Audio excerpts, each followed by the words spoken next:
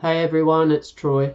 I just wanted to say too that part of being a starseed is, and I know, and I'm an older guy, but as a younger guy, I always felt so, and I think it was different for female starseeds because they could be, there was more room for them to be girly, and not have to be macho and all this sort of stuff, and that falls under toxic masculinity, but other girls may have seen girls who were starseeds as a little bit kooky or coco loco and all that sort of stuff. But for a guy, is especially in the Western world, there's just no wiggle room to move or be any different. And I would, even now, I play competition tennis on the weekends, and other guys after the match would go and party or have drinks or whatever, and I would come home and plan and research head octopus, which I thought I would never do. I never even thought I'd ever say the word head octopus. Um, but part of it has been a big journey in just embracing being a starseed, and I don't get to talk.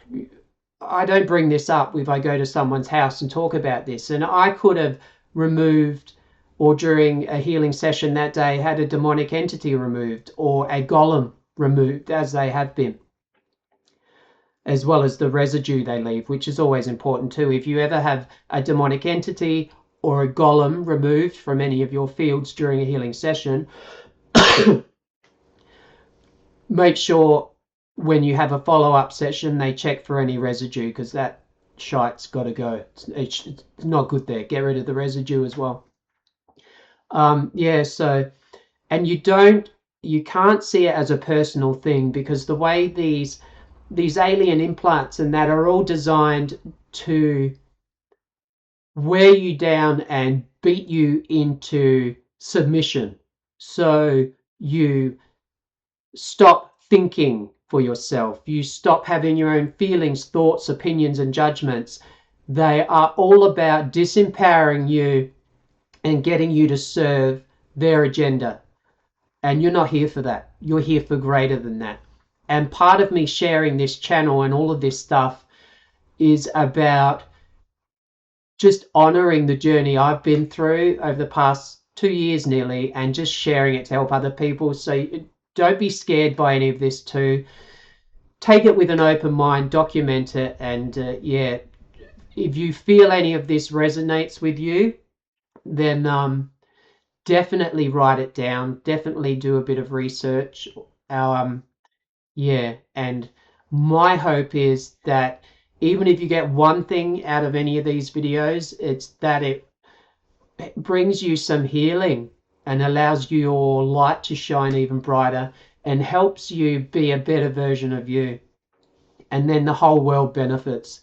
If you can be your best self and raise your vibration, that echoes out through all the people you meet, the spaces you walk through, everything.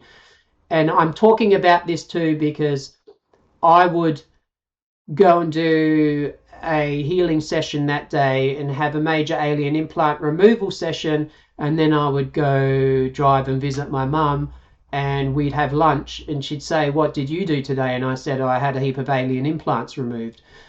And she says, "Oh yeah, and how's that going for you?" And I say, "Good." And then she'd go and tell me about her day. So I was really blessed that I had that mum that I could talk about that kind of stuff with. And also you'll find too, with some star seeds, you've been blessed and you've picked the mum you have in this lifetime. You have an incarnational soul agreement. You picked that as your mother to come in to teach you things and you to teach her things. But more so, I find it's because she blesses you without confining you. And it's not to say if ever she does, she's a bad mum. I'm not saying that in any way, shape or form, but I just find normally star seeds come in, especially with a mum who's open-minded, it's common, and then you can approach this kind of stuff with her and talk about these kind of things with her. So yeah, good.